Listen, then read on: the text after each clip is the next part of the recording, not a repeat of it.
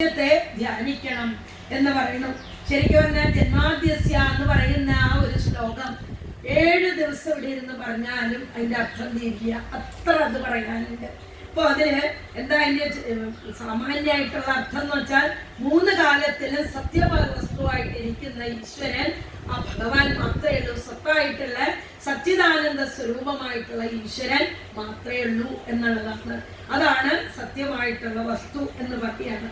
പിന്നെ ഇനി ധർമ്മം വേണ്ട തരത്തിൽ ആചരിക്കണം എന്ന് പറയുന്നു. അപ്പൊ എങ്ങനെയുള്ള ധർമ്മമാണെന്ന് ചോദിച്ചാൽ ധർമ്മപ്രോചിത കൈതഗോത്ര പരമോ നിർമത്സരാണാം സദാ. യാതൊരു തരത്തിലുള്ള മത്സരങ്ങളൊന്നും ഇല്ലാണ്ട് പരമഹംസന്മാരായിട്ടുള്ള ആളുകൾ ഇവിടെ എങ്ങനെയാണോ പരമമായിട്ടുള്ള ധർമ്മത്തെ ആചരിക്കുന്നത്, ആ ധർമ്മത്തെയാണ് നമ്മൾ വേണ്ട തരത്തില് ആചരിക്കേണ്ടതായിട്ടുള്ളത്. അതിനെന്ത് വേണം? നമ്മുടെ ആ ഹൃദയമാകുന്ന ആ ഗുഹയിലാണ് ഈശ്വരൻ ഇരിക്കുന്നത്. അർജുനോട് പറയില്ലേ, ഭഗവാൻ പറഞ്ഞു കൊടുക്കില്ലേ, ഹൃദയശേ അർജുന തിഷ്ഠതി. ഈശ്വരൻ എവിടെയാ ഇരിക്കണേന്ന് ചോദിച്ചാൽ അവിടെ എവിടെയൊന്നും അല്ല.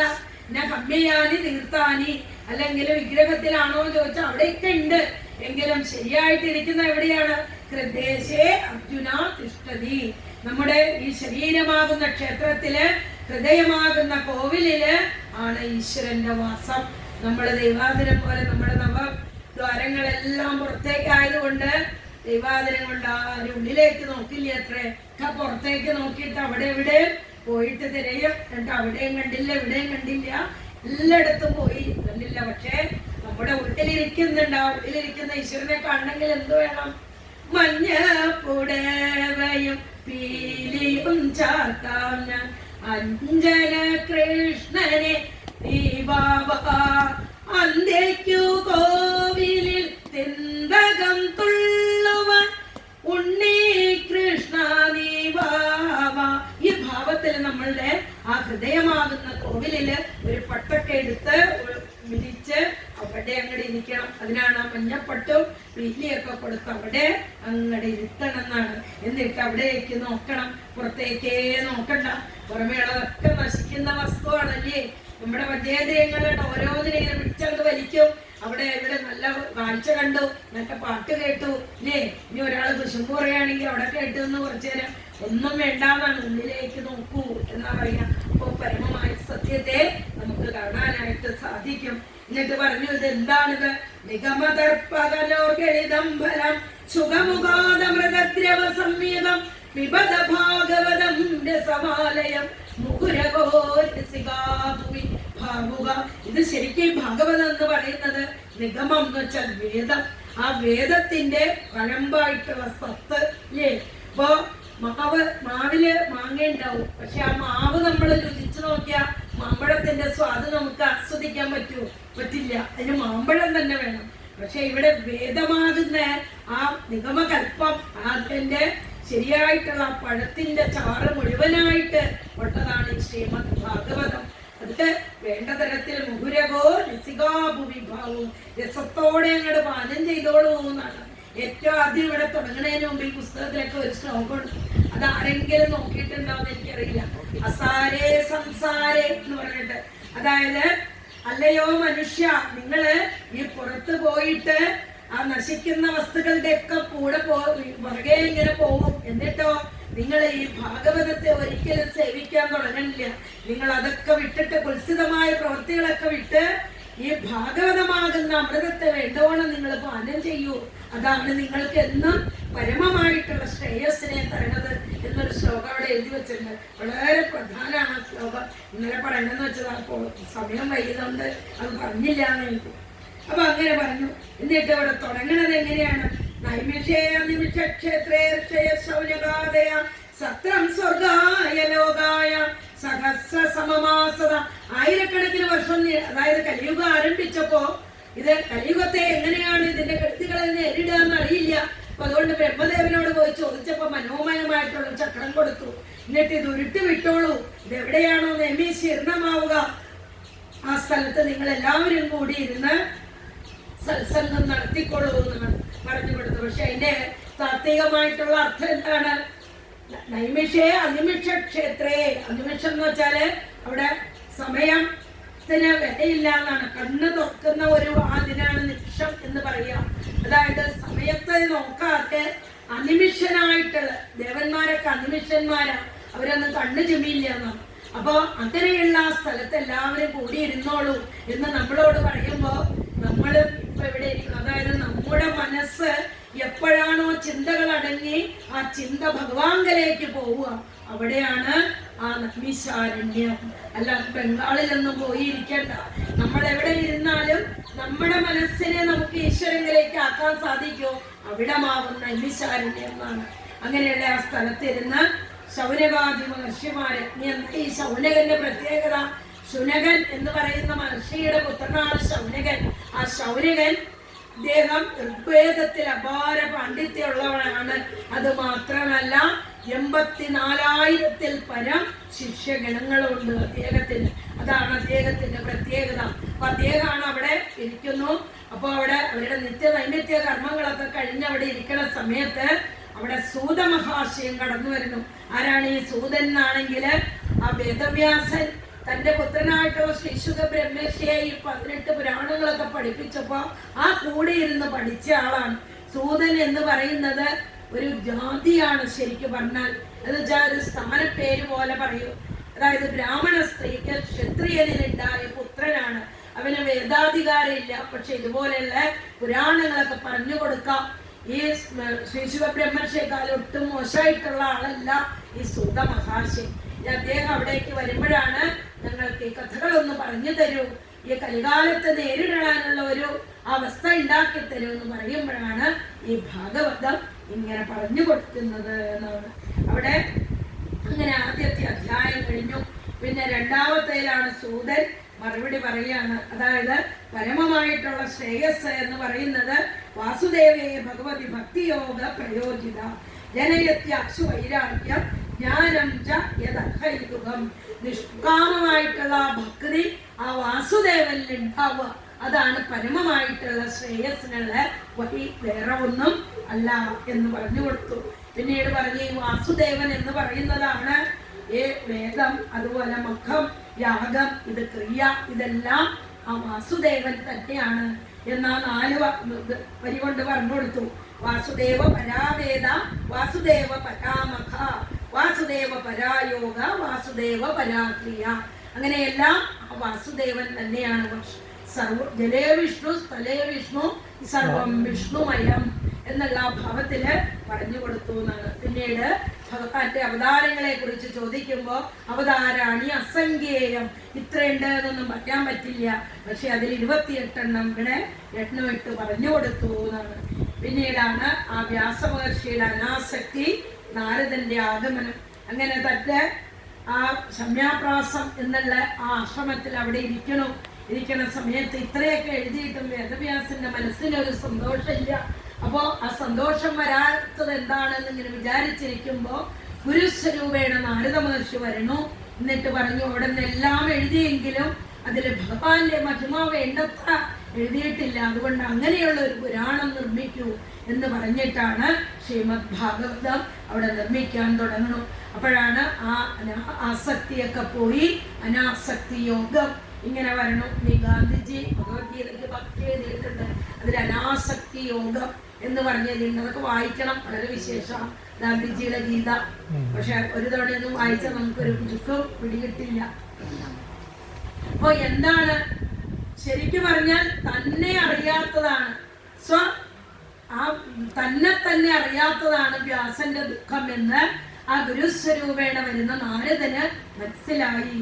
അതുകൊണ്ട് പിന്നീട് നാരദ വ്യാസ സംവാദമായിട്ട് പറയണം. അപ്പോഴാണ് അവിടെ ചോദിക്കണ സമയത്ത് നാരദ മഹർഷി പറയണം, എന്നെ ജന്മാക്കിയോ? നമ്മള് കഥയൊക്കെ കേട്ടിട്ടുണ്ട്. നാരദന്റെ 3ാമത്തെ ജന്മത്തിലാണ് ആദ്യം ഒരു അമ്മയുടെ കൂടെ ഒരു ദാസീപുത്രനായിട്ട് ജനിച്ചു. എന്നിട്ട് ഒരു ബ്രാഹ്മണ യുദ്ധത്തിൽ ജോലി ചെയ്തു വന്നു. അപ്പൊ അവിടെ ചാതുർമാസ്യം അനുഷ്ഠിക്കാൻ കുറെ മഹർഷിമാര് വന്നു. അവരുടെ കൂടെ സത്സംഗം ഉണ്ടായത് കൊണ്ട് ആ ജന്മാങ്ങനെ തീർന്നു. അമ്മയെ പാപ്പ് കടിച്ചു, അമ്മയെ മരിക്കാനിടയായി. അവിടെ നിന്ന് ഇറങ്ങി അങ്ങോട്ട് പോയി. ഇന്നും വടക്ക് ഭാഗത്തേക്ക് പോയി എന്നാണ്. എന്തിനാണ് ഈ വടക്കോട്ട് ഭാഗത്തേക്ക് പോണത്? അവിടെ എന്ന് പറഞ്ഞാൽ മോക്ഷമാണ്. തെക്ക് എന്ന് പറഞ്ഞാൽ പിതൃക്കളുടെ മാർഗം. അപ്പൊ അതുകൊണ്ട് പിതൃക്കളുടെ മാർഗത്തിലൊക്കെ പോയിട്ടാണ് പിന്നെ വടക്കോട്ട് ചെന്നെത്തുക. പക്ഷെ യോഗിയായിട്ടുള്ളവര് അവരുടെ കാലം കഴിയുമ്പോൾ തന്നെ വടക്കോട്ടാണ് ഇറങ്ങി പോവുക. അപ്പൊ ആ വടക്കോട്ട് ഹിമാലയത്തിലേക്ക് പോയി അത് മോക്ഷത്തിന്റെ കവാടമായിട്ട് പറയുന്നു. അവിടേക്ക് പോയി എന്നിട്ട് അവിടെ ഇരുന്നു നന്നായിട്ട് ഈ മഹർഷിമാര് പറഞ്ഞു കൊടുത്തത് ധ്യാനിച്ചു എന്നാണ് ആ ശ്ലോകം. മിന്നം പൊന്നിൻ കിരീടം പരിവളകടകം കാഞ്ചി പൂഞ്ചേലമാല ധന്യ ശ്രീവത്സൽ കൗസ്തുഭമിടകലരും ചാരുദോരന്തരാളം ധന്യ ശംഖം ചക്രം ഗതാപങ്കജമിതി വിലസം 4 തൃക്കൈകളോടും സങ്കീർണ ശ്യാമവർണം കരിവപുരമലം പൂരയേ മംഗളം വാ. ഈ ഭാവത്തിലാണ് അവർ പറഞ്ഞു കൊടുത്ത് തലയിൽ കൈവച്ച് അനുഗ്രഹിച്ചു. അതായത് നിനക്ക് നല്ലത് വരും കുട്ടിയെ എന്ന് അനുഗ്രഹിച്ചു എന്നാണ്. അതുകൊണ്ട് അങ്ങനെ ഇരുന്ന് ഈ രൂപത്തെ അങ്ങോട്ട് ധ്യാനിച്ചു നാട്ടിന്റെ ചോട്ടിലിരുന്നു. ആ സമയത്ത് ഒരു മിന്നൽ പിണർ പോലെ ഭഗവാന്റെ സ്വരൂപം കണ്ടു എന്നും പിന്നീട് ഒരു അശരീരി കേട്ടു ഇത്രേ, നിനക്ക് ഈ ജന്മത്തിൽ ഇനി എന്നെ കാണാൻ സാധിക്കില്ല, അതുകൊണ്ട് അടുത്തൊരു ജന്മവും കൂടി കഴിഞ്ഞാലേ നിനക്ക് എന്നെ പ്രാപിക്കാൻ സാധിക്കുള്ളൂ എന്നാണ്. പിന്നത്തെ ജന്മം ഉപബർഹണൻ എന്നുള്ള പേരിൽ ജനിച്ചുവെന്നും 3ാമത്തെ ജന്മം എടുത്തു. ആ പ്രാരബ്ധവും തീർന്നപ്പോഴാണ് ഭഗവാൻ മഹതി എന്നുള്ള പേരിൽ ഒരു വീണയും കൊടുത്തു. അത് മീട്ടിക്കൊണ്ട് ഇങ്ങനെ എല്ലായിടവും സഞ്ചരിക്കാനായിട്ട് ആ ഭഗവത് പാർഷദനായിട്ട് ചെന്ന് ചേരാനുള്ള ഒരവസ്ഥ ഉണ്ടായി എന്ന് പറയാണ്. ഇവിടെയൊക്കെ നാരദന്റെ ഭക്തിയാണ് കാണിക്കുന്നത്. ആ ഭക്തിയുടെ ഭാവം എത്ര കണ്ടിട്ടുണ്ട് എന്നാണ് ഓരോ കഥയിൽ കൂടി. എന്താ ഈ ഭക്തിയുടെ നിർവചനം എന്നറിയോ? നാരദ ഭക്തി സൂത്രം എന്ന് പറയുന്ന ചെറിയൊരു ബുക്കാണ്. അതിനകത്ത് ഏറ്റവും ആദ്യത്തെ ശ്ലോകം സാ തസ്മിൻ പരമപ്രേമരൂപ എന്നാണ് ഭക്തിയുടെ നിർവചനം. പരമമായിട്ടുള്ള പ്രേമം, ഇനി അടുത്തുള്ള വീട്ടിലുള്ളവരോടല്ല പരമമായ പ്രേമം. അതായത് ഞാനും ഈശ്വരനും ഒന്നാണ്, എന്നിലിരിക്കുന്ന അതേ ചൈതന്യമാണ് ഈ ലോകത്തിലുള്ള സകല പുൽക്കൊടികളിലും. അതായത് ബ്രഹ്മാവ് തുടങ്ങി അബ്രഹ്മ പര്യന്തം എന്ന് പറയും.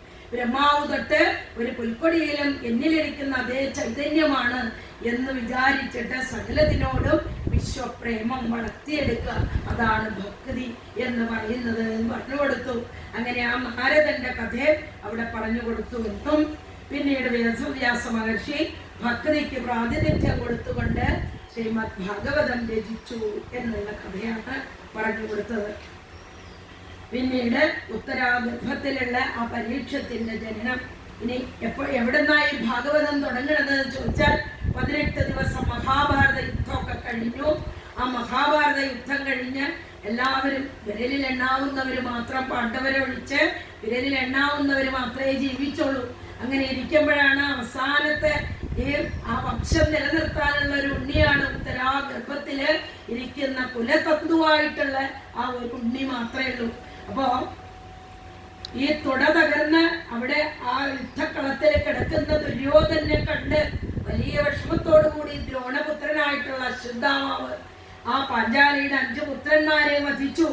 അത് കഴിഞ്ഞിട്ടോ പിന്നീടുള്ളത് ആകെ ഒരു കുലതന്തുള്ളൂ, അതും കൂടി പോകട്ടെ എന്നുള്ള രീതിയിൽ ആ ബ്രഹ്മാസ്ത്രം അതായത് അസ്ത്രം ഇങ്ങനെ ജപിച്ചങ്ങോട്ട് അയച്ചു എന്ന് പറയാം.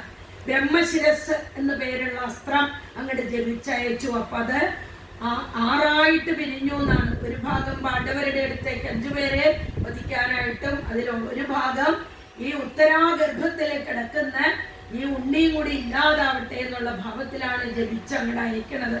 അപ്പോ ഉത്തരാദേവിയുടെ ഗർഭത്തിലേക്ക് ഒരു തീരോളം പോലെ അങ്ങോട്ട് ചെല്ലണ സമയത്താണ് ആ ഉത്തരാദേവി ഉറക്കറിയണു. പാഹി പാഹി മഹായോഗിൻ ദേവദേവ ജഗൽപദേ ജ്ഞാന്യം ത്വദഭയം പശ്യേ എത്ര മൃത്യു പരസ്പരം. അല്ലയോ ഭഗവാനെ, ഈ മരണത്തെ അതിജീവിക്കാനായിട്ട് അന്ന് മാത്രമേ ഉള്ളൂ. എന്റെ മുത്തച്ഛന്മാരൊക്കെ ഉണ്ടല്ലേ, അവർക്കൊക്കെ വലിയ കേമന്മാരാണെന്ന് വെച്ചാൽ അവരൊന്നും മരണത്തിനപ്പുറത്തുള്ളവരല്ല. അവിടെ നിന്നാണ് മരണാസനരായിട്ടുള്ള എല്ലാവരെയും രക്ഷിക്കാനുള്ളവൻ അവിടെ നിന്ന് മാത്രമേ ഉള്ളൂ. നിർഗുണ സ്വരൂപമായിട്ടുള്ളത് അവിടെ നിന്നേ ഉള്ളൂ എന്ന് പറഞ്ഞ് അങ്ങോട്ട് ഉറക്കക്കരഞ്ഞു. ഞാൻ മരിച്ചോട്ടെ, പക്ഷെ എന്റെ ഉള്ളിൽ കിടക്കുന്ന ഉണ്ണിയെ അവിടെ നിന്ന് രക്ഷിക്കണേ എന്ന് പറഞ്ഞ സമയത്ത് എന്ത് ചെയ്തു എന്ന് വെച്ചാൽ ആ ഭഗവാൻ ഈ അങ്കുഷ്ടത്തിന്റെ രൂപത്തിൽ ഇത്രയും വലിപ്പമുള്ളൂ തന്റെ കമോദകി എന്ന് പറയുന്ന ഗതയൊക്കെ അങ്ങനെ എടുത്ത് ആ ഉത്തരാദേവി യോഗശക്തി കൊണ്ട് ഉത്തരാദേവിയുടെ ഗർഭത്തിലേക്ക് അങ്ങോട്ട് ചെന്നിട്ടോ ആ ഉണ്ണിയെ അങ്ങോട്ട് അതിന് ചുറ്റും ഇങ്ങനെ ഈ ഗത ചുഴറ്റി അങ്ങോട്ട് നടന്നു എന്നാണ്. പക്ഷെ ഈ ബ്രഹ്മശിരസ് ചെന്നപ്പോ തൊടാൻ പോലും സാധിച്ചില്ല. പിന്നീട് അത് പാണ്ഡവന്മാരുടെ അടുത്തേക്ക് ചെല്ലുമ്പോ പറയുന്നുണ്ട് ഭഗവാനോട്. ഭഗവാനെ, അർജുനൻ പറയണു ഇവര് തീഗോളം എന്റെ നേരേക്ക് വരണു, എന്താ ചെയ്യണ്ടേന്ന് പറയുമ്പോ ഭഗവാൻ പറയുന്നുണ്ട് ഇത് രണ്ടും ആ ദ്രോണപുത്രനായിട്ടുള്ള അശ്വത്ഥാമാവ് ജനിച്ചു വിട്ടതാണ്, അവനിത് ഉപസംഹരിക്കാൻ അറിയില്ല, അതുകൊണ്ട് നീ തന്നെ രണ്ടസ്ത്രങ്ങളെ ഉപസംഹരിക്കൂ എന്ന് പറഞ്ഞ് അർജുനനാണ് ഈ അസ്ത്രങ്ങളൊക്കെ ഉപസംഹരിക്കുന്നത്. ഇത് നമ്മൾക്ക് കൊടുക്കാൻ മാത്രമേ ദ്രോണര് പഠിപ്പിച്ചിട്ടുള്ള ഉപസംഹരിക്കാനുള്ള. ഇത് സ്വന്തം മകനായിട്ടുള്ള അശ്വത്ഥാമാവിനെ പഠിപ്പിച്ചിട്ടില്ല. എന്താ കാരണം? അവൻ എടുത്തു ചാട്ടക്കാരനാണ് എന്നറിയാം.